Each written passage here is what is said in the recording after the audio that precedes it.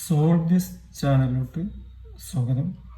Practical problem solve ചെയ്തുകൊണ്ട് mathematics skill develop ചെയ്യാൻ ഉദ്ദേശിക്കുന്നവർക്ക് ഈ ചാനൽ സബ്സ്ക്രൈബ് ചെയ്യുക, ഷെയർ ചെയ്യുക.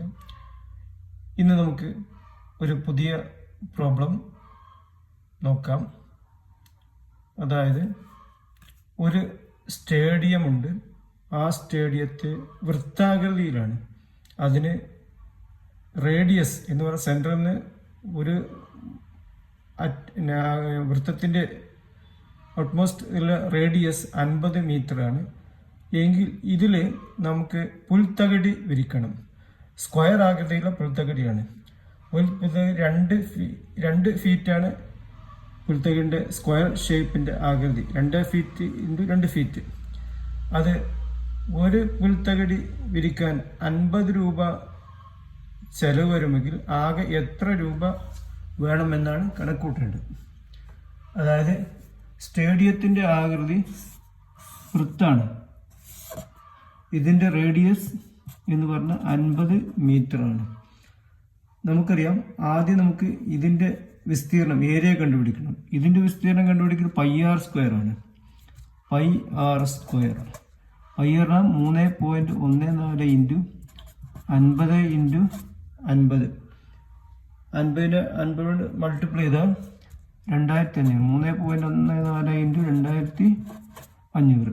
ഈ 2500 3.14 കൊണ്ട് മൾട്ടിപ്ലൈ ചെയ്താലും 7850 മീറ്റർ സ്ക്വയർ എന്ന് വരും. ഇതാണ് ടോട്ടൽ ഏരിയ, ഈ സ്റ്റേഡിയത്തിൻ്റെ ടോട്ടൽ ഏരിയ. ഒരു ടൈൽസിൻ്റെ ഏരിയ 2 അടി ഇൻറ്റു 2 അടിയാണ്.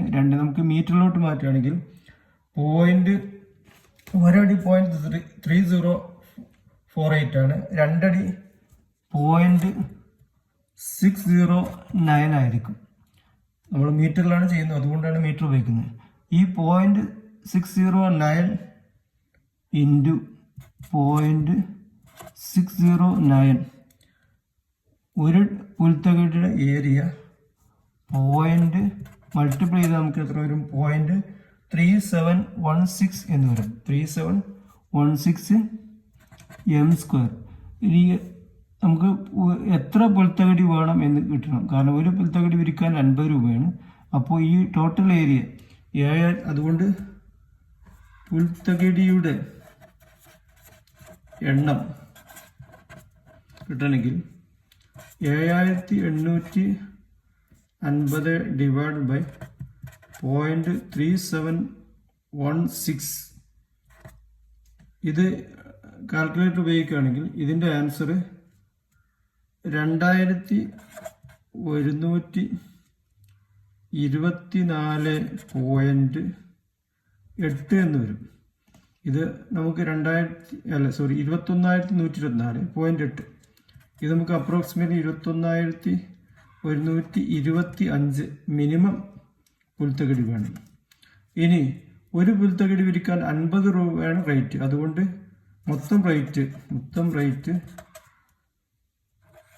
21,125 ഇൻറ്റു 50 രൂപ. ഇത് മൾട്ടിപ്ലൈ ചെയ്യുകയാണെങ്കിൽ 10,5,6,2,50. 10, 100, 1000, 10,000, ലക്ഷം. 10,56,250 രൂപ എന്ന് വരും. 10,00,000. അപ്പോൾ ടോട്ടൽ കോസ്റ്റ് 10,56,250 രൂപ. ഇത്തരം പ്രാക്ടിക്കൽ പ്രോബ്ലം സോൾവ് ചെയ്തുകൊണ്ട് മാത്തമാറ്റിക്സ് സ്കിൽ ഡെവലപ്പ് ചെയ്യാൻ ഉദ്ദേശിക്കുന്ന പ്രത്യേകിച്ച് 8ാം ക്ലാസ് മുതലുള്ള വിദ്യാർത്ഥികൾ ഈ ചാനൽ സബ്സ്ക്രൈബ് ചെയ്യുക. നമുക്ക് അടുത്തു തന്നെ ഒരു പുതിയ പ്രോബ്ലം സോൾവ് ചെയ്യാം. Thanks all.